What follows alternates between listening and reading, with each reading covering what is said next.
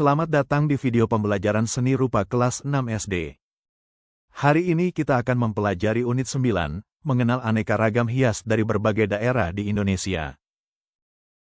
Ragam hias merupakan suatu karya seni rupa yang dibuat untuk memperindah suatu benda agar menjadi lebih indah dan bermakna. Ragam hias dalam bahasa Yunani disebut ornare, atau ornamen yang artinya menghias. Pemberian ragam hias bisa membuat harga sebuah kerajinan menjadi lebih mahal. Pada dasarnya, ragam hias merupakan sebuah bentuk dasar tertentu yang ditata secara berulang-ulang hingga menjadi sebuah pola. Motif atau pola itu muncul karena menganyam hal yang sama secara berulang-ulang. Gambar di samping merupakan contoh kerajinan yang dipercantik dengan ragam hias. Pada umumnya, semua ragam hias yang ada di seluruh Nusantara mengambil bentuk dasar dari bunga dan tumbuhan atau flora, binatang atau fauna, manusia atau figuratif, dan bentuk-bentuk benda atau geometris. Yang pertama, ragam hias flora. Ragam hias flora merupakan aneka hiasan dengan mengambil objek bentuk dasar berupa alam tumbuhan. Kita bisa menampilkan ragam hias tumbuhan ini secara utuh, atau hanya bagian-bagian tertentu saja. Yang kedua, ragam hias fauna. Ragam hias fauna merupakan ragam hias dengan objek bentuk dasar gambar binatang. Hampir semua jenis binatang dapat dijadikan sebagai motif dengan melakukan penggayaan terlebih dahulu. Yang ketiga, ragam hias figuratif. Ragam hias figuratif menggunakan bentuk dasar manusia yang telah digayakan sehingga menjadi motif ragam hias yang indah. Saat membuat ragam hias, figur manusia dapat digambar keseluruhan atau sebagian tubuh saja. Yang keempat, ragam hias geometris. Ragam hias geometris berbentuk seperti garis, sudut, bidang, dan ruang.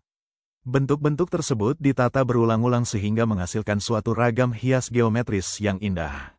Sejak dahulu kala, gaya ragam hias geometris sudah banyak digunakan dan dapat dijumpai di seluruh Indonesia, seperti Jawa, Sumatera, Kalimantan, Sulawesi, dan Papua.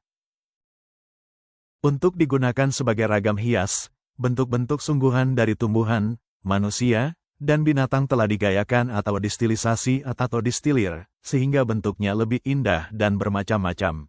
Gambar di samping merupakan contoh proses menggayakan objek benda menjadi ragam hias.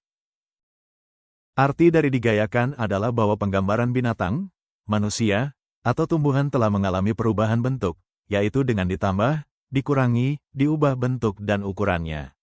Namun, kita masih bisa mengenalinya sebagai tumbuhan atau binatang aslinya.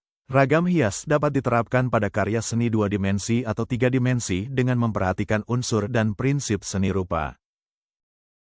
Masing-masing daerah mempunyai cara-cara dan bentuk-bentuk ragam hias tersendiri yang berbeda. Perbedaan tersebut menggambarkan ciri khas atau identitas serta budaya dari daerah tersebut. Dengan mempelajari banyak ragam hias di daerah Nusantara, kita juga akan banyak mengenal kebudayaan daerah yang beraneka. Pola ragam hias. Pola sangat penting dalam membuat karya ragam hias.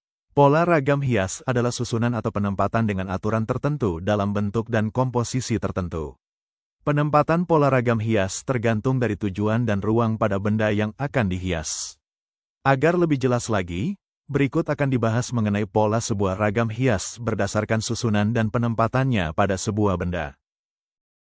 Berdasarkan susunannya, pola dibagi menjadi dua, yaitu, yang pertama, pola simetris, merupakan susunan dari bentuk-bentuk dasar ragam hias yang seimbang antara kiri kanan maupun atas bawah dengan bentuk yang sama dalam susunannya. Yang kedua, pola asimetris, merupakan susunan dari bentuk-bentuk dasar ragam hias yang tidak berimbang, namun memiliki proporsi, komposisi dan kesatuan yang harmoni dan tetap indah jika dipandang. Pola-pola ragam hias menurut penempatannya yang pertama, pola ragam hias tepi. Pada pola ini penataan ragam hias diletakkan pada bagian tepi dari benda yang dihias. Contoh pola ini dapat dilihat pada gambar di samping.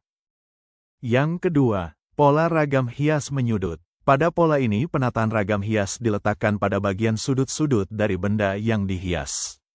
Contoh pola ini dapat dilihat pada gambar di samping.